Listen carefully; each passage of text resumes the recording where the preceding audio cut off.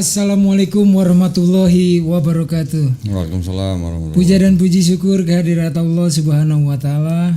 Salawat kehadirat Nabi Muhammad sallallahu alaihi wasallam, para keluarga beliau, para sahabat beliau serta umatnya yang sangat dikasihinya. Kita dinantikan, dirindukan untuk bertemu di Telaga Kausar. Pemirsa, kita semua mengucapkan selamat Hari Raya Idul Adha 1445 Hijriah atau 2024. Nah, teman-teman ya, ada sedikit informasi. Jadi kami semua mendoakan teman-teman bisa berkurban di tahun ini. Kalaupun tidak, gabung dengan masjid ya, jadi relawan berdasarkan skills dan kekuatan fisik. Pasti banyak itu manfaatnya nanti gabung dengan masjid ya. Kemudian juga sedikit info, kalau mau lebih lagi ada Juleha ya, juru sembelih halal itu di setiap provinsi, kabupaten dan kota. Saya sendiri tergabung di JBR. Di hari Idul Adha nanti akan menyembelih hewan kurban di Masjid Raya Al-Barkah Kota Bekasi, dan di hari tasriknya di masjid di Cibubur ya. Untuk itu kita pas nih ya bahasannya, kita akan membahas tentang kepatuhan Ibrahim alaihissalam ketika menerima perintah untuk menyembelih anaknya. Ini pasti seru nih ya. Nanti kita tanya langsung kepada narasumber Ustadz Donditan yang akan kita bahas. Temanya kali ini adalah Ishak alaihissalam dan Ismail alaihissalam. Keduanya adalah putra dari Nabi kita Ibrahim alaihissalam. Tat, gimana nih Tat? Kita kan pas nih waktunya. Nah, coba tolong ceritain Tat tentang Nabi Ishak. Itu dipakai dong. Apaan sih Coba nih? dipakai itu, headphone-nya dipakai. Nah, gitu dong. Ini suara saya kedengeran Tat. Kencang banget suaranya Ustadz Unggul. Kayak di ini podcast ya. Kayak podcast ya. Mantap nih. Tiap hari nih pemirsa, saya kalau datang ya ada aja yang berubah nih. Macem-macem nih. Ini apaan lagi nih? Teman-teman masih ingat nggak nih zaman BOB, Bible of Bible ya? Yang saya ingat cuma ini nih, Ahlaf ini ya, buat kenang-kenangan. Alhamdulillah. Gimana tuh Tat? Gimana? Jadi kan pas nih ya hari Idul Adha. Nah, tentu kaitannya dengan riwayat sejarah dari Nabi Ibrahim alaihissalam serta putranya, kan ada dua putranya, Ismail alaihissalam dan Ishak alaihissalam. Coba ceritakan Tat, kalau bisa studi banding kita, apa yang diriwayatkan dari Bible dengan apa yang diriwayatkan dari Al-Quran juga. Quran. Siap. Baik, Assalamualaikum warahmatullahi wabarakatuh. Alhamdulillahirabbil alamin, wassalatu wassalamu ala Rasulillah. Pertama-tama, emang siapa yang disembelih Nabi Ibrahim alaihissalam? Gak ada, kan diganti sama domba. Oh iya, pinter. Kirain mau jawab Ismail. Kita mah juru sembelih. Masih banyak yang ditanya, emang siapa disembelih? Orang Kristen bilang Ishak, orang Islam bilang Ismail alaihissalam gitu. Salah, yang disembelih kan kambing ya, bukan keduanya. Alhamdulillah kan. Iya. Nah, kalau kita cerita Idul Adha memang dilakukan atau dirayakan, memang ada hubungannya dengan peristiwa iman Nabi Ibrahim alaihissalam yang diuji ya, yang diperintahkan untuk menyembelih anaknya. Siap. Bukan berarti menyembelih anak itu terus akhirnya menjadi seperti ajaran pagan, bukan. Ini adalah ujian gitu ya. Nah, memang di dalam tradisi Yahudi, Kristen, karena Kristen menggunakan kitabnya orang Yahudi, jadi Kristen juga beriman bahwa yang mau disembelih itu adalah Ishak. Islam ada dua pendapat. Ada yang mengatakan bahwa yang mau disembelih itu Nabi Ismail alaihissalam. Tapi ada sebagian kecil ulama-ulama yang mengatakan bahwa yang mau disembelih adalah Nabi Ishak alaihissalam. Tetapi kalau yang saya baca dari Ibnu Katsir yang mengatakan bahwa kalau yang berpendapat yang mau disembelih itu adalah Nabi Ishak alaihissalam itu berasal dari Israiliyat. Gitu. Jadi sebagian besar masih mengatakan bahwa yang mau disembelih adalah Nabi Ismail alaihissalam. Itu sumber dari orang-orang Yahudi yang kemudian masuk Islam mungkin ya tadi. Israiliyat ya.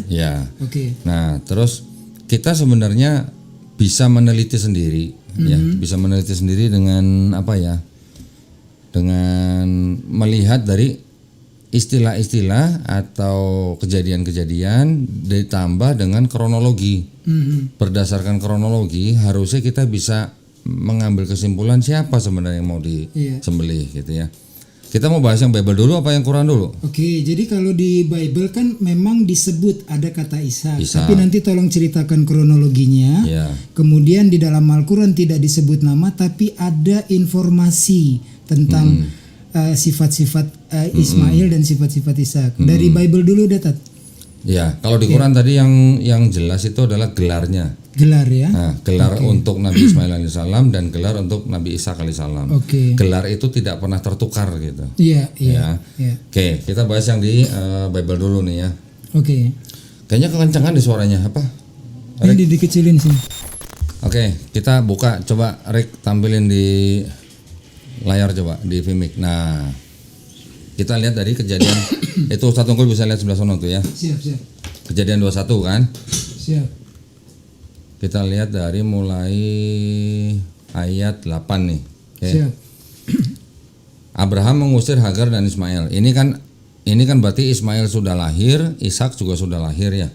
Ini kalau lihat di sini kan Ishak lahir tuh. Ya. Ya kan? Di sini ada Abraham mengusir Hagar dan Ismail. Ya. Bertambah besarlah anak itu dan ia disapi. Lalu Abraham mengadakan perjamuan besar pada hari Ishak disapi itu. Pada waktu itu Sarah melihat bahwa anak yang dilahirkan Hagar, perempuan Mesir itu bagi Abraham, sedang main dengan Ishak anaknya sendiri. Berkatalah Sarah kepada Abraham, usirlah hamba perempuan itu beserta anaknya, sebab anak hamba itu tidak akan menjadi ahli waris bersama-sama dengan anakku Ishak. Hal ini sangat menyebalkan Abraham oleh karena anaknya itu. Tetapi Allah berfirman kepada Abraham, janganlah sebal hatimu karena hal anak dan budakmu itu. Dalam segala yang dikatakan Sarah kepadamu, haruslah engkau mendengarkannya, sebab yang akan disebut keturunanmu ialah berasal dari Ishak. Tetapi keturunan dari hambamu itu juga akan kubuat menjadi suatu bangsa karena ia pun anakmu. Keesokan harinya pagi-pagi Abraham mengambil roti serta sekirbat air dan memberikannya kepada Hagar. Ia meletakkan itu beserta anaknya di atas bahu Hagar. Kemudian disuruhnyalah perempuan itu pergi, maka pergilah Hagar dan mengembara di padang gurun Berseba. Padang gurun apa, Ustaz? Berseba. Kita catat ya, padang gurun Berseba, oke? Ya, catat ya. Siap, Berseba. Ketika air yang dikirbat itu habis, dibuangnyalah anak itu ke bawah semak-semak dan ia duduk agak jauh, kira-kira sepemanah jauhnya, sebab katanya tidak tahan aku melihat anak itu mati. Sedang ia duduk di situ, menangislah ia dengan suara nyaring. Allah mendengar suara anak itu, lalu malaikat Allah berseru dari langit kepada Hagar, katanya kepadanya, apakah yang engkau susahkan Hagar? Janganlah takut, sebab Allah telah mendengar suara anak itu dari tempat ia terbaring. Bangunlah, angkatlah anak itu, bimbinglah dia, sebab aku akan membuat dia menjadi bangsa yang besar. Lalu Allah membuka mata Hagar sehingga ia melihat sebuah sumur. Ia pergi mengisi kirbatnya dengan air, kemudian diberinya anak itu minum. Allah menyertai anak itu sehingga ia bertambah besar. Ia menetap di padang gurun dan menjadi seorang pemanah. Maka tinggallah ia di padang gurun Paran dan ibunya mengambil seorang istri baginya dari tanah Mesir. Di sini ada kata-kata Allah menyertai anak itu sehingga ia bertambah besar. Ia menetap di padang gurun dan ia menjadi seorang pemanah. Berarti ia besarnya di Berseba atau di mana, Tan? Berseba dong. Tadi disebutkan Berseba. Di sini yang kita harus perhatikan dari ayat 8, ya ini kan ada ayat 8 sampai ayat ke berapa nih? 21 ya. Pertama-tama apa nih? Nah, ini di sini Hagar dan Ismail mengembara di padang gurun Berseba, ya. Terus kemudian setelah peristiwa ini segala macam, Allah menyertai anak itu sehingga ia bertambah besar, ia menetap di padang gurun dan menjadi seorang pemanah. Maka tinggallah ia di padang gurun Paran dan ibunya mengambil seorang istri baginya dari tanah Mesir. Berarti Hagar dan Ismail pernah tinggal di Berseba pertama, kemudian ia bertambah besar, berarti besarnya di Berseba kan? Ya. Kemudian baru dia tinggal di padang gurun Paran dan ibunya mengambil seorang istri baginya dari tanah Mesir. Oke. Dari ayat 22 ini ada perjanjian Abraham dengan Abimelek. Pada waktu itu Abimelek beserta Pikol panglima tentaranya berkata kepada Abraham, Allah menyertai engkau dalam segala sesuatu yang kau lakukan. Oleh sebab itu bersumpahlah kepadaku di sini demi Allah bahwa engkau tidak akan berlaku curang kepadaku atau kepada anak-anakku atau kepada cucu cicitku sesuai dengan persahabatan yang kulakukan kepadamu. Demikianlah harus engkau berlaku kepadaku dan kepada negeri yang kau tinggali sebagai orang asing. Lalu kata Abraham, aku bersumpah Tetapi Abraham menyesali Abimelek tentang sebuah sumur yang telah dirampas oleh hamba-hamba Abimelek. Jawab Abimelek, aku tidak tahu siapa yang melakukan hal itu. Lagi tidak kau beritahukan kepadaku dan sampai hari ini belum pula ku dengar. Lalu Abraham mengambil domba dan lembu dan memberikan semuanya itu kepada Abimelek. Kemudian kedua orang itu mengadakan perjanjian. Tetapi Abraham memisahkan 7 anak domba betina dari domba-domba itu. Lalu kata Abimelek kepada Abraham, untuk apakah ketujuh anak domba yang kau pisahkan ini? Jawabnya, ketujuh anak domba ini harus kau terima dari tanganku untuk menjadi tanda bukti bagiku bahwa akulah yang menggali sumur ini. Sebab itu orang menyebutkan tempat itu apa, Tat? Berseba. Pulanglah Abimelek beserta Pikol panglima tentaranya ke negeri orang Filistin. Lalu Abraham menanam sebatang pohon tamariska di Berseba dan memanggil di sana nama Tuhan Allah yang kekal. Dan masih lama Abraham tinggal sebagai orang asing di negeri orang Filistin. Ini ada kata-kata Berseba nih, Tat ya? Ya, Berseba. Berarti Abraham mengadakan perjanjian dengan Abimelek di mana? Di Berseba. Di Berseba. Tempat kedatangan Hagar dan Ismail. Ya, tempat tadi Hagar dan Ismail pernah tinggal kan? Ya. Terus Abraham mengadakan perjanjian dengan Abimelek di Berseba. Dan masih lama Abraham tinggal di situ kan sebagai orang asing kan? Iya. Oke. Ini udah jelas ya? Ya. Hagar dan Ismail pernah tinggal di Berseba, bahkan bisa dikatakan sampai Ismail besar. Kemudian Abraham mengadakan perjanjian dengan Abimelek di Berseba. Iya. Dan masih lama Abraham tinggal di situ kan? Iya. Di Berseba, di tanah di negeri orang Filistin. Iya. Sekarang kita masuk ke Kejadian 22 nih. Nah, kepercayaan Abraham diuji. Setelah semuanya itu Allah mencoba Abraham, ia berfirman kepadanya, Abraham, lalu sautnya, ya Tuhan. Firman-Nya, ambillah anakmu yang tunggal itu yang engkau kasihi, yakni Ishak. Nah, di sini kan ada nama Ishak.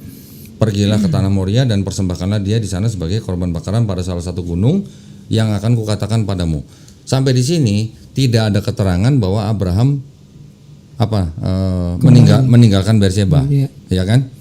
Tidak ada keterangan, tidak ada ayat bahwa Abraham pernah meninggalkan Berseba setelah dia mengadakan perjanjian dengan Abimelek, betul kan? Kalau kita lihat di Kejadian 21, di sini kan tidak ada keterangan bahwa Abraham meninggalkan Berseba. Enggak, masih tinggal di Berseba. Di sini bahkan ditulisnya masih lama Abraham tinggal sebagai orang asing di negeri orang Filistin. Tidak dijelaskan juga Abraham tinggal di Berseba dengan siapa. Tetapi kita tahu bahwa Hagar dan Ismail pernah tinggal di Berseba. Oke. Nah, sekarang kita lanjutkan. Di sini disebutkan ada ambillah anakmu yang tunggal itu yang engkau kasihi. Di sini tertulis yakni Ishak gitu kan. Dari anaknya Nabi Abraham itu antara Ismail dan Ishak, kita sekarang lihatnya gini, Tat.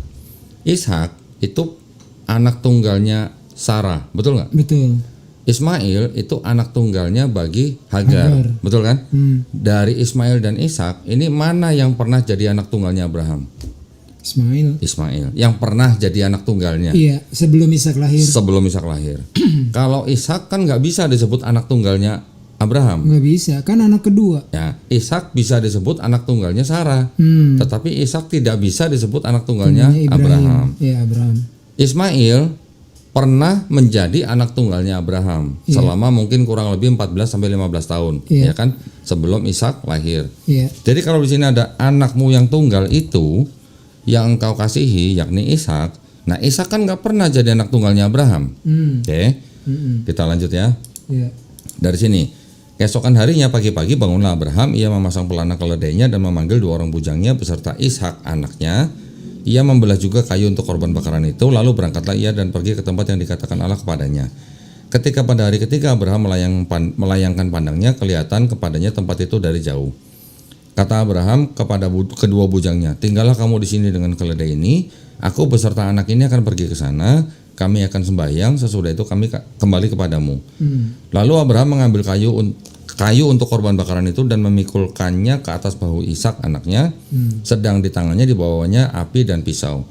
Demikianlah keduanya berjalan bersama-sama. Lalu berkatalah Ishak kepada Abraham ayahnya, Bapa. Saut Abraham, ya anakku. Bertanyalah ia, di sini sudah ada api dan kayu, tetapi di manakah anak domba untuk korban bakaran itu? Saut Abraham, Allah yang menyediakan anak domba untuk korban bakaran baginya anakku. Demikianlah keduanya berjalan bersama-sama. Sampailah mereka ke tempat yang dikatakan Allah kepadanya.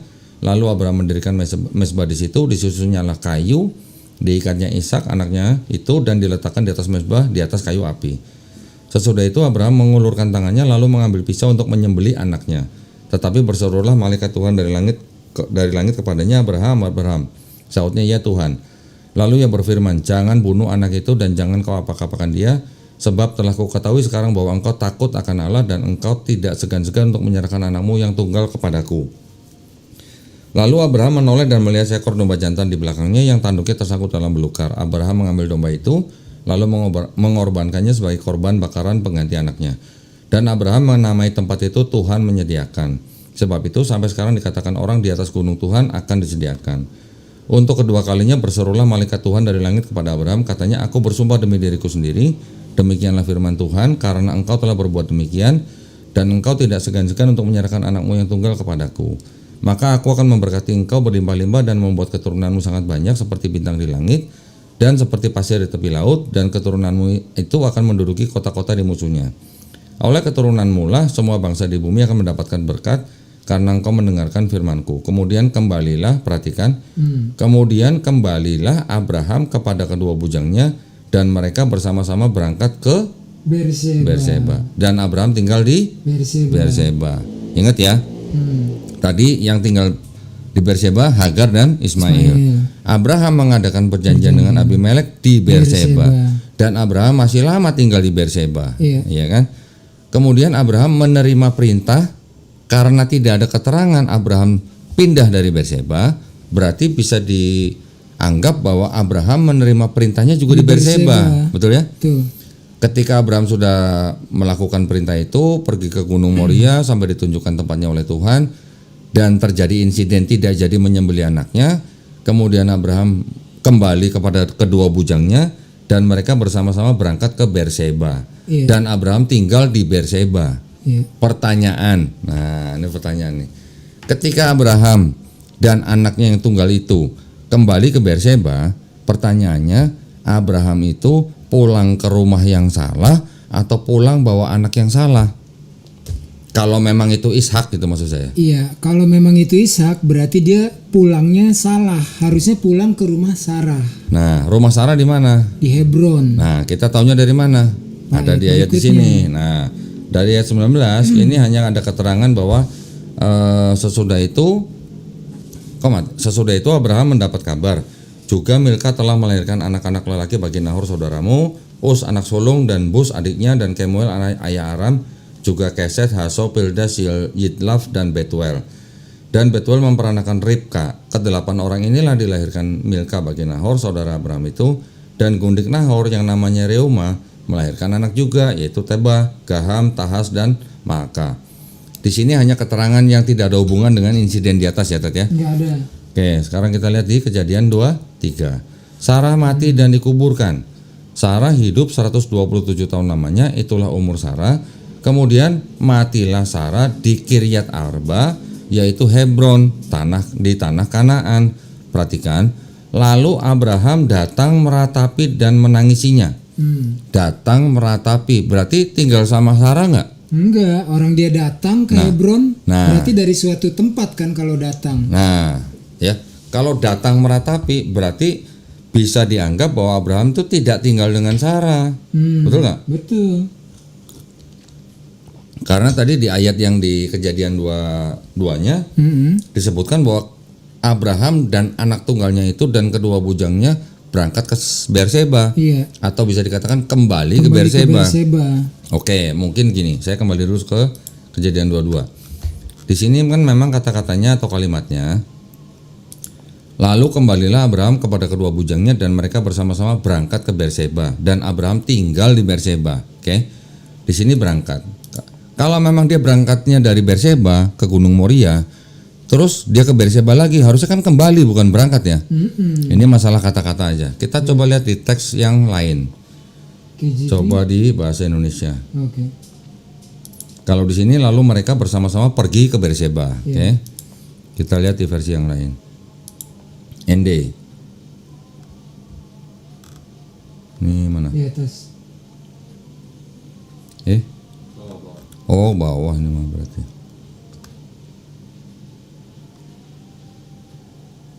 Nih ya. Berangkat bersama-sama, ini masih berangkat berarti. Kita lihat yang lain. Ayat berapa sih tadi itu? 21. Ini 19. Dan bangunlah mereka dan berangkat bersama-sama Berseba. Kita coba lihat lagi yang lain. 19. Berangkat juga ya. Coba saya laber. 19. Bersiap-siap lalu pergi bersama-sama ke Berseba. Oke. Oke, nggak ada di sini, nggak ada berarti. KJV enggak di situ. Kalau KJV coba kita lihat. And went together. Oke. Saya pernah lihat ada satu versi yang menerjemahkan kembali ke Berseba. Sebentar ya. Ini kan versi yang terjemahan baru. Ini kan menerjemahkan dengan dan mereka bersama-sama berangkat ke Berseba. Jadi seolah-olah seperti bukan dari Berseba, gitu kan? Padahal tadi kita lihat sebelumnya bahwa Abraham menerima perintah di Berseba dan juga mereka berangkat ke Gunung Moria. Kemudian ketika sudah terjadi insiden tidak jadi menyembelih anaknya, di sini tulisnya bersama-sama berangkat ke Berseba. Nah, saya ada satu Bible versi lain yang kata-katanya bukan berangkat tapi pulang, ya. Kita coba cek nih. Nah, ini versi yang terjemahan baru nih ya. Kita buka nih, Kejadian 22:19.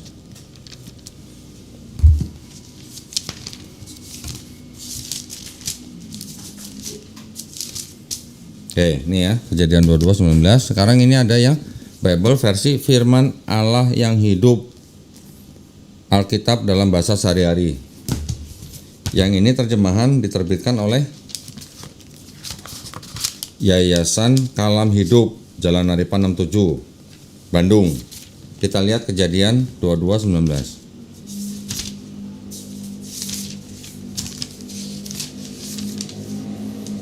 Nah ini.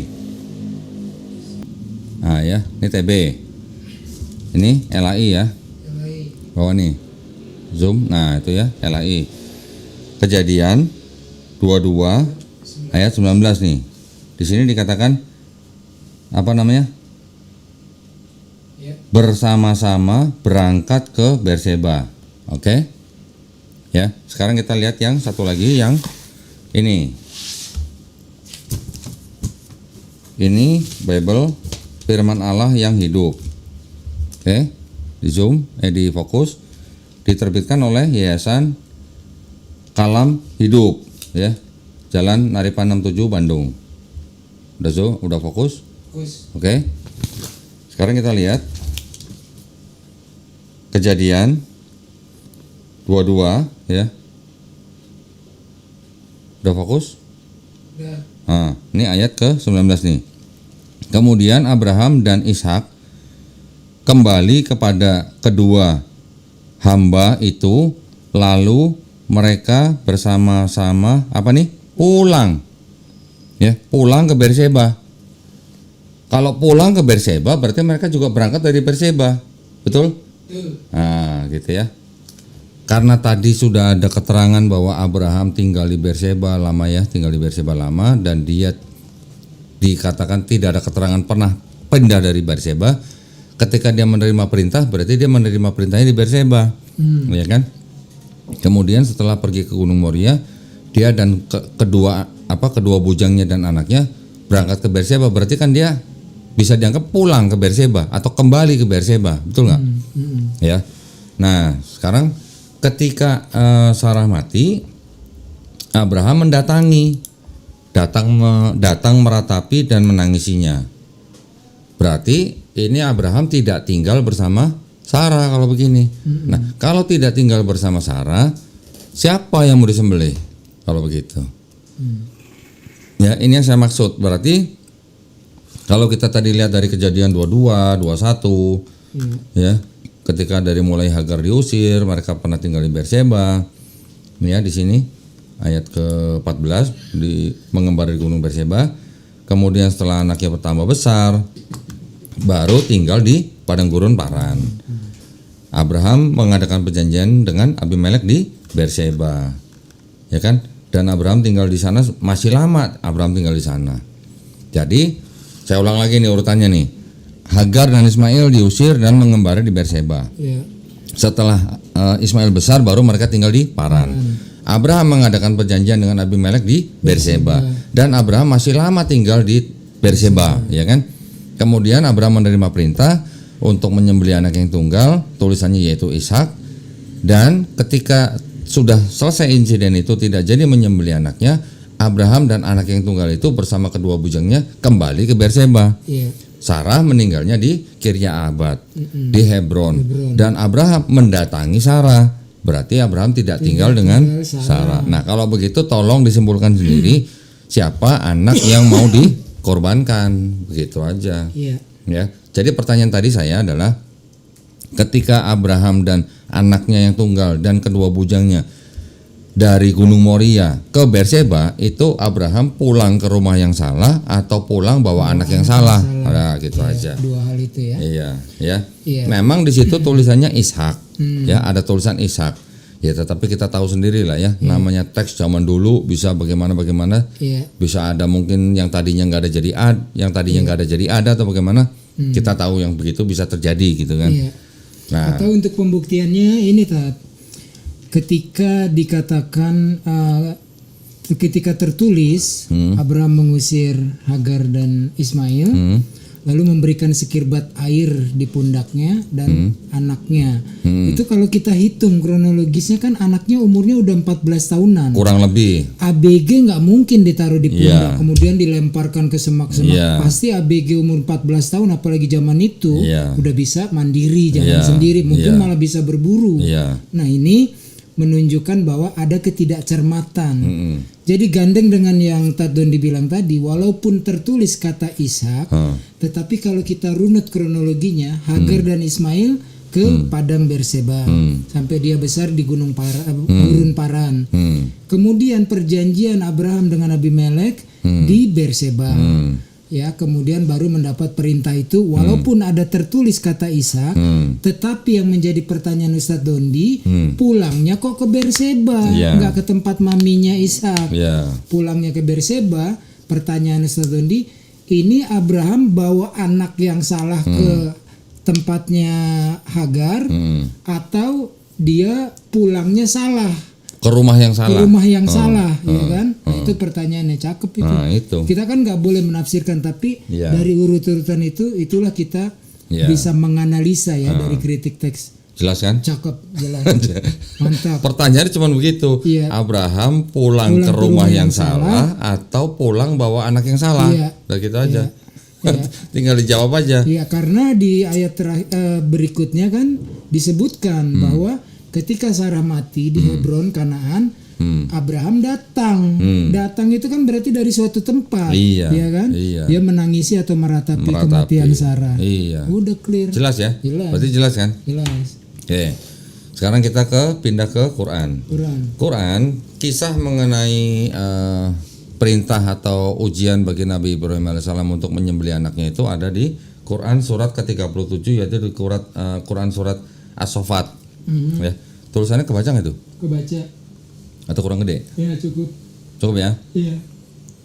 Nah, ini ada di Quran surat ke-37 ayat ke-100. Kita lihat dari 100 dulu deh. Oke. Iya. Ya Tuhanku, anugerahkanlah kepadaku seorang anak yang termasuk orang-orang yang soleh.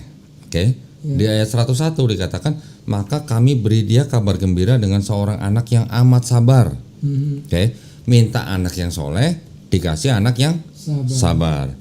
Ayat 102-nya, maka tatkala anak itu sampai kepada umur sanggup, berusaha bersama-sama Ibrahim berkata, hai anakku, sesungguhnya aku melihat dalam mimpi bahwa aku menyembelihmu. Maka fikirkanlah apa pendapatmu. Ia menjawab, hai bapakku, kerjakanlah apa yang diperintahkan kepadamu, insya Allah kamu akan mendapatiku termasuk orang-orang yang sabar. Jadi tadi awalnya Nabi Ibrahim alaihissalam meminta kepada Allah Subhanahu wa taala untuk diberikan anak yang soleh, ternyata diberikan anak yang sabar. Ketika anak itu sudah sampai pada umur yang sanggup, maka Nabi Ibrahim alaihissalam mengatakan kepada anaknya ini bahwa ia bermimpi bahwa dia akan menyembelih anaknya itu. Nabi Ibrahim alaihissalam bertanya kepada anaknya, fikirkanlah apa pendapatmu. Anak yang sabar ini menjawab, hai bapakku, kerjakanlah apa yang diperintahkan kepadamu, insya Allah kamu akan mendapatiku termasuk orang-orang yang sabar. Kita baca selanjutnya di 103. Tatkala keduanya telah berserah diri dan Ibrahim membaringkan anaknya di atas pelipisnya, nyatalah kesabaran keduanya. 104. Maka ambillah dia, hai Ibrahim, 105-nya, sesungguhnya kamu telah membenarkan mimpi itu, sesungguhnya demikianlah kami memberi balasan kepada orang-orang yang berbuat baik. 106, sesungguhnya ini benar-benar suatu ujian yang nyata. 107-nya, dan kami tebus anak itu dengan seekor sembelian yang besar. 108, kami abadikan untuk Ibrahim itu pujian yang baik di kalangan orang-orang yang datang kemudian, yaitu kesejahteraan dilimpahkan atas Ibrahim. Demikianlah kami memberi balasan kepada orang-orang yang berbuat baik. Sesungguhnya ia termasuk hamba-hamba kami yang beriman, dan kami beri dia kabar gembira dengan kelahiran Ishak, seorang nabi yang termasuk orang-orang yang soleh. Nah, kita perhatikan, awalnya minta anak yang soleh, dikasih yang sabar, kemudian insiden itu terjadi, ya, tidak jadi menyembelih anaknya, dan digantikan dengan seekor sembelihan yang besar. Sudah selesai urusannya, sudah selesai insidennya, baru ada kabar gembira dengan kelahiran Ishak, seorang nabi yang termasuk orang-orang yang soleh. Berarti kalau kita melihat kronologinya begini, kira-kira yang mau disembelih siapa? Walaupun tidak tertulis namanya. Ismail. Nah, alaihissalam, ya kan? Karena Ismail alaihissalam selalu disebutkan dengan orang yang sabar, termasuk orang-orang yang sabar. Digelari adalah orang yang sabar. Dan dia disebutkan di antara nabi-nabi yang lain, yaitu Nabi Ayub alaihissalam yang juga sabar. Ya, kalau nggak salah, coba ditutup dulu, Rick. Nah, kita coba lihat ayat di mana Nabi Ibrahim alaihissalam disebut orang yang sabar. Bentar ya. Ada di, bentar.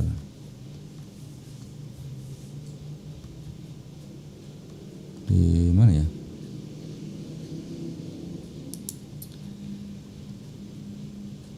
Nama Ismail dan Ishak dalam Al-Quran, Ishak disebutkan dalam Al-Quran 17 kali. Dari sekian ayat tidak ada satupun yang menunjukkan Ishak mempunyai ciri-ciri seperti anak yang terdapat dalam As-Saffat 102. Tapi disebut sama dengan ayat yang ke-113. Ya, jadi Nabi Ishak alaihissalam disebutkan yang sebagai minas solihin, termasuk orang-orang yang soleh. Sedangkan nama Ismail alaihissalam di dalam Quran disebutkan sebanyak 12 kali. Dalam ayat-ayat tidak satupun gelar predikat yang sama dengan diberikan pada Ishak. Jelas sekali Ismail disebut sebagai minas sobirin, ya, orang yang sabar. Ada kok ayatnya di mana yang dia disebutkan dengan nabi lainnya, sebentar ya. Lupa saya. Jangan dilihatin terus. Di dalam Al-Quran, Nabi yang memiliki predikat khusus sebagai orang yang sabar itu hanya 3 orang, ya. Yang pertama Nabi Ismail alaihissalam, yang kedua Nabi Idris alaihissalam. 3 orang selain Nabi Ismail maksudnya. Yang ketiga Nabi Zulkifli alaihissalam dan Nabi Ayub alaihissalam. Ayatnya nanti bisa dicari ya.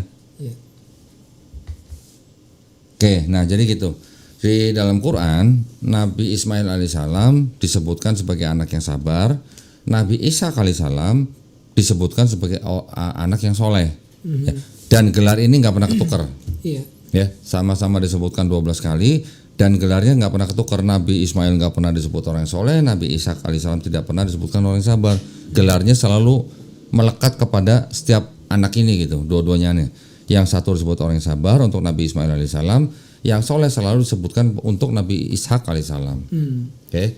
Ya, jadi jelas tadi kalau kita lihat dari Bible dan dari Quran, yang di Bible kronologinya walaupun cukup panjang, tetapi kalau kita perhatikan dan kita cermati satu-satu urutannya, jelas bahwa walaupun tertulis Ishak, tetapi kalau kita baca kronologinya berdasarkan juga tempat, berdasarkan juga insiden, berdasarkan juga kalimat-kalimat yang lain, ya, yang berhubungan dengan insiden itu, jelas bahwa yang mau disembelih itu bukan Ishak. Karena apa?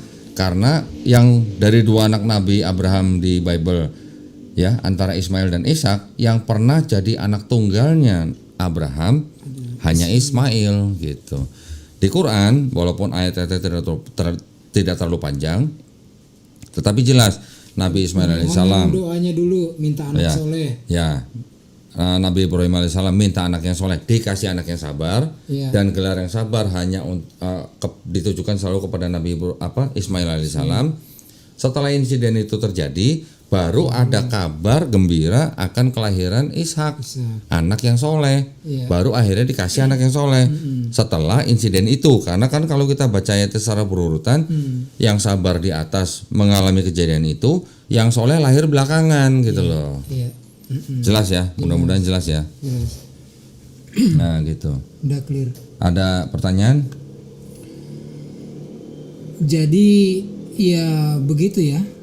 Kita bisa menganalisa bahwasannya dari Al-Quran memang tidak disebut siapa anak yang akan disembelih, tetapi dari kronologisnya seperti disebutkan Ustadz Donditan, yang pertama Nabi Ibrahim alaihissalam memohon doa untuk mendapatkan anak yang soleh, kemudian diberikan kabar mendapatkan anak yang sabar. Kemudian terjadi peristiwa pengujian itu. Setelah urusan selesai, diganti dengan gibas atau domba, barulah berita kedua masuk, yaitu Nabi Ibrahim dikaruniai anak yang soleh. Nah, tadi sudah dijelaskan oleh Ustadz Donditan, gelar sabar ini salah satunya diberikan kepada Nabi Ismail alaihissalam. Sabar dia, walaupun menerima informasi dari ayahnya melalui mimpi perintah untuk menyembelih, dia tetap bersabar. Lakukan saja Pak, gitulah ya bahasa gaulnya. Kemudian yang kedua, setelah selesai baru muncul berita bahwasanya Nabi Ibrahim diberikan anak yang soleh, gitu ya. Urut-urutannya seperti itu. Tapi kesimpulan dari semua, Tat boleh izin balik lagi nggak ke yang Quran As-Saffat tadi? Ada sedikit yang mau saya ceritakan. Bentar, As-Saffat ayat 37 ya. 37. Dari ayat 100 Ayat ya. 100 ya, boleh 100 sampai 109 tadi ya. Gedein Tat, tolong Tat. Ini ya. Iya. Nah ini teman-teman ya, walaupun yang umat Islam tentu sudah mengetahui ya, karena sering berulang kali dijelaskan oleh siapapun ya, termasuk Ustadz Donditan di dalam BOB, Bible of Bible. Ketika Allah menyebutkan kami, itu bukan berarti jamak, enggak dua, enggak tiga gitu ya. Tetapi ini yang disebut dengan Royal Majesty atau Royal We. Ya, misalnya dulu kan pangeran, sekarang king ya, King Charles declare something, mengeluarkan sesuatu. We the King of England, padahal King of England ini kan cuma satu, tapi sebutannya adalah we. Artinya Raja Charles melibatkan seluruh jajarannya, menterinya, pasukannya dan semuanya ya. Sama juga ketika Presiden Indonesia mengatakan kami mengucapkan bela sungkawa atas bencana yang terjadi di negara ini ketika berkunjung misalnya ya. Kami di sini berarti presiden melibatkan menteri-menterinya, jajarannya. Nah, kalau Allah menyebutkan kata gantinya adalah kami, berarti melibatkan makhluknya yang membawa berita yaitu malaikat, termasuk juga itu gibas atau domba penggantinya itu makhluknya. Tetapi ketika Allah mengenalkan diri, kemudian menyembah hanya kepadanya saja, maka kata gantinya adalah aku ya. Di situ perbedaannya. Lanjut Tad Donditan. Ya, cukup. Paling Cukup sih. apa yang ada yang mau ditanyain? Udah jelas semua. Mungkin saya koreksi dikit tadi. Saya tadi menyebutnya mungkin salah sebut. Nabi Isa alaihissalam disebutkan 17 kali dalam Quran kali. ya. Okay. Nabi Ismail alaihissalam disebutkan 12 kali 12 dalam kali. Quran. Siap. Dan 17 kali dan 12 kali ini penyebutannya tidak pernah ketukar gelarnya. Iya. Selalu Nabi Isa alaihissalam disebutkan sebagai orang yang soleh. Iya. Nabi Ismail alaihissalam selalu disebutkan dengan orang yang sabar. Iya. Ya, nggak pernah tertukar gitu. Ya. Baik, satu tambahan sedikit ya, ya. Pemirsa, di sini umat Islam tuh cerdas ya, berakal karena bertebaran ayat-ayat Al-Quran. Apakah engkau tidak memikirkannya? Jadi inti utamanya tidak ada yang disembelih, baik itu Ismail alaihissalam ataupun Ishak alaihissalam. Karena dari kedua versi ini, yaitu di versi Tanakh ya, Perjanjian Lama itu kan miliknya otoritas Yahudi. Mereka mengimaninya itu adalah Ishak. Kalau Islam sebagian kecil memang mengatakan itu Ishak, tapi kisah-kisah dari Israeliat. Jumhur ulama mengatakan yang akan disembelih itu adalah Ismail. Tapi pada dasarnya tidak ada Karena Allah tidak mau tumbal darah manusia. Ya, jadi itu hanya ujian. Lalu Ibrahim lulus ujian, anaknya lulus ujian. Yang disembelih adalah domba. Jadi bukan perkara siapanya, tetapi kepada ajaran bahwa Ibrahim Muslim berserah diri. Anaknya juga berserah diri. Yang dikatakan Muslim berserah diri kepada Allah. Dan Allah Maha Pengasih, Maha Penyayang, tidak rela menerima tumbal darah manusia ya. Oke, lanjut. Tapi gini kan. Siap. Oke, yang menjadi istilahnya apa namanya ya, perbincangan hangat dari dulu tentang apakah Nabi Ismail alaihissalam atau Nabi Ishak alaihissalam. Sekarang kalau memang benar yang mau disembelih itu adalah Nabi Ishak alaihissalam, Ustadz gimana sikapnya? Nggak masalah juga, karena kan ujungnya cuma ujian keimanan, kepatuhan. Iya, jadi buat kami umat Islam yang mau disembelih itu mau Ishak alaihissalam atau mau Nabi Ismail alaihissalam, buat kami sebenarnya nggak masalah. Nggak masalah. Nggak apa-apa, mau yang mana aja nggak apa-apa gitu. Karena itu hanya sebagai ujian. Dan kenyataannya atau faktanya bukan keduanya yang disembelih gitu. Yang disembelih kan domba. Nah, kambing bukan istilahnya bukan anaknya gitu yang diganti gitu ya. Jadi buat kita tidak masalah yang mau disembelih Nabi Ismail alaihissalam atau Nabi Ishak alaihissalam, tidak masalah. Begitu juga halnya dengan peristiwa tentang Nabi Isa alaihissalam yang dikatakan bahwa Nabi Isa alaihissalam tidak dibunuh dan tidak disalib, tetapi orang yang diserupakan. Buat kita orang yang diserupakan itu siapa? Buat kita nggak penting. Nggak penting. Ya, mau Yudas Iskariot sesuai dengan tafsir Ibnu Katsir ataupun misalnya murid Nabi Isa alaihissalam yang paling muda menurut Ibnu Abbas, buat kita nggak masalah, ya kan? Yang penting Nabi Isa alaihissalam diselamatkan. Gitu. Allah Maha mendengar ketika utusan Tuhannya ini sedang berdoa diselamatkan. Ya. Jadi yang paling penting dari insiden itu buat umat Islam adalah apa? Yang bisa kita petik hikmahnya itu apa? Bahwa seorang nabi, yaitu Nabi Ibrahim alaihissalam, mempunyai iman yang sangat kuat, yang istilahnya bisa menjadi contoh buat kita semua. Bahwa iman seorang yang muslim yang hanya berserah diri kepada Sang Pencipta itu harus memang selalu dipegang dengan kuat, gitu kan? Dan berdasarkan peristiwa itu, maka sekarang umat Islam mengadakan atau merayakan Idul Adha. Dan yang disembelih bukan anak anak orang gitu ya. Yang disembelih mah kambing atau domba gitu kan. Sapi juga boleh gitu. Nah, ngomong-ngomong, Ustadz Unggul ini jadi juru sembelih ya. Juru sembelih halal. Alhamdulillah. Besok nyembelih apa?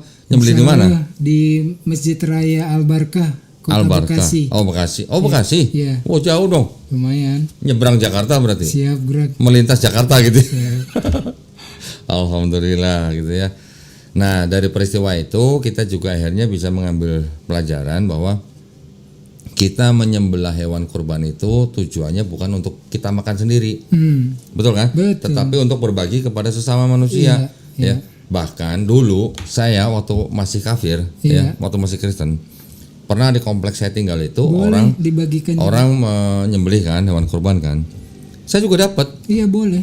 Iya, saya juga dapat loh. Loh, kok saya bisa dapat gitu? Ya nggak apa-apa, memang ternyata dikasih semua gitu buat satu lingkungan itu gitu ya. Nah, jadi alhamdulillah dengan Idul Adha kita selalu diingatkan, pertama, iman kita sebagai muslim harus selalu kuat, harus selalu dipegang erat. Yang kedua, kita juga harus selalu ingat kepada sesama. Dengan menyembelih hewan kurban, kita membagi kepada orang-orang yang di sekitar kita. Gitu ya. Dua pelajaran ini yang bisa kita ambil dari Idul Adha. Gitu ya. Ya, satu lagi ya, terakhir. Dari saya. Jadi teman-teman, kalau mau mengambil ilmu fikih sembelihan halal, belajar metalurgi tentang bilah, cara mengasah, kemudian handling, penyembelihan, pengulitan, pemisahan daging dengan tulang, skinning and boning, juga mengenai higienis ketika distribusi, gabung dengan Juleha. Juru sembelih halal ini ada di semua provinsi, kabupaten dan kota. Para guru-guru, para kepala sekolah juga bisa mengundang anggota Juleha di tempat Anda semua untuk memberikan pemaparan tentang bagaimana hewan disembelih halal secara yang diajarkan Nabi Muhammad SAW. Dari saya segitu aja. Tapi ngomong-ngomong kan istilahnya kan apa kurban kan harusnya kan baunya bau sapi, bau kambing gitu. Ini kok sekarang bau kuda ya? Jaket baru ini, jaket baru kulit kuda tuh. Baru jaketnya kulit kuda itu. Saya juga bingung kulit kuda. Biasanya Bau sapi. kuda, Rik, bau kuda. Oh iya teman-teman, lupa nih saya. Kang Erik Tampol nggak nih bos, itu lagi main ke studionya Ustadz Donditan ya. Ya. Beliau juga banyak berdakwah dalam syiar Islam ya. Itu di balik layar yang ngurusin semua peralatan canggih teknologi ini adalah Kang Erik. Tampol nggak bos? Itu ngapain tuh tangan tuh nongol tuh tangan tuh? Itu dia tuh. Bisa nongol tangannya. Tuh, Kang Erik masuk sebentar Kang Erik. Kasih lihat sini. Nih teman-teman ya, kita tampilkan Kang Erik tampol nggak bos? Awas kabel. Wes. Nih kasih sepatah dua patah kata lah. Aduh. Asik masuk. Guys, Aduh, gimana? berat badan nambah kayaknya. Nambah Wih, Sepatah dua patah kata. tunggu. Hah? Gimana suaranya? Oh. Asik bet. Asik banget. Aduh, ininya baru ya, terus mic-nya baru, jaketnya baru. Oh iya, gua belum ngomong dari tadi ya. Barakallah ya, jazakallah khairan katsiran buat Bang Tanzil di apa? Red Wing J3 ya. J3. Nah, keren ya. Alhamdulillah kemarin kita mampir ke tokonya Bang Tanzil Red Wing. Waduh. Bau kuda. Aduh, pokoknya asik banget Alhamdulillah. ya. Jadi kalau misalnya teman-teman mau beli jaket, mau beli sepatu, mau beli aksesoris lainnya, Pokoknya obat ganteng lah. buat ganteng lah ya. Asik. Ini contohnya nih. Tadi ada perasaan yang kuningnya kok nggak ada gitu. Katanya diganti sama kulit kuda. Kulit kuda. Alhamdulillah. Nanti main-main aja ke Red Wings. Ya, Karena di cek situ di IG ya, di cek IG ya. IG-nya Red Wings J3. Wes, Itu keren. alhamdulillah saudara kita ngasih diskonnya besar-besaran. Yang dari harga 10 jadi 6. Asik, mantap. Tapi dibelinya 3. Enak aja 3 enggak enak aja. Bukan 3 enak aja. Ya udah, gitu aja Tat. Iya. Alhamdulillah, terima kasih teman-teman yang sudah support Kodondi. Iya. Dari Nah. This Nation, terus dari tunggu sebentar. Red Wing. Kelihatan enggak? Tunggu, kita zoom dulu. Kelihatan enggak? Zoom. Waduh, pakai di zoom. Mana? Nah, nih. Wes, kelihatan dong? Kelihatan. Wes. Red Wing. Makasih banyak ya, ini ya. Asik. Boleh cobain dong. Udah. Hah, udah lah. Gitu Udah. aja. Alhamdulillah. Udah. Udah. Ini mau hilang tuing. Ya, gitu aja, Tat. Ya cukup. Mudah-mudahan obrolan kita, kajian kita malam ini bermanfaat ya buat para pemirsa ya. Insya Allah. Terutama tentang hikmah daripada kita merayakan Idul Adha. Juga sebenarnya Idul Adha juga ada hubungannya dengan haji ya. Ya. Ya kan? Betul. Ya, jadi mudah-mudahan kita semua sekarang bisa lebih reflect gitulah ya, merenung apa sih semuanya ini Idul Adha, haji dan insiden yang mau disembelih itu semuanya adalah ujian. Iya. Ya, ujian, dan kita juga harus mencontoh kepada Nabi Ibrahim alaihissalam yang begitu besar imannya pada Allah Subhanahu wa taala sehingga rela walaupun disuruh untuk menyembelih anaknya dia tetap rela melakukan walaupun Allah Subhanahu wa taala akhirnya menggantikan dengan hewan kurban gitu ya. Karena lulus ujian. Ya. Oh ya, pesan juga buat para pemirsa yang ingin ya mendukung perjuangan dakwah kami dipersilahkan mengirimkan ke BSI dengan nomor 111889988 atas nama YPM Atawi Jakarta. Kemudian bisa konfirmasi ke nomor handphone 0813 9883 7007 Barakallahu fikum. Semoga partisipasi para pemirsa diterima di sisi Allah Subhanahu wa taala sebagai amal jariah ya. Amin ya rabbal alamin. Kembali ke Ustaz Unggul. Siap. Baiklah, untuk penutup ya. Pemirsa, Al-Quran itu baik berpahala ketika dibaca, baik berpahala ketika dihafalkan, tetapi juga utamanya adalah kita amalkan. Jadi kaji, Al-Quran itu dikaji. Nah kemudian juga kalau kita mau melakukan studi banding, itu tujuannya nggak boleh kita mentafsirkan kitabnya orang lain seperti yang selalu Ustaz Donditan bilang. Kedua, untuk menambah-nambah keimanan kita terhadap Al-Quran dan As-Sunnah. Oke, pada akhirnya saya dan Ustaz Donditan, Kang Erik mengucapkan banyak terima kasih atas perhatiannya, dan insya Allah membawa manfaat. Teruskanlah dakwah-dakwah ini kepada keluarga, lingkungan, dan yang lebih jauh lagi. Untuk itu kami mohon pamit diri. Wabillahi taufiq wal hidayah. Wassalamualaikum warahmatullahi wabarakatuh. Waalaikumsalam.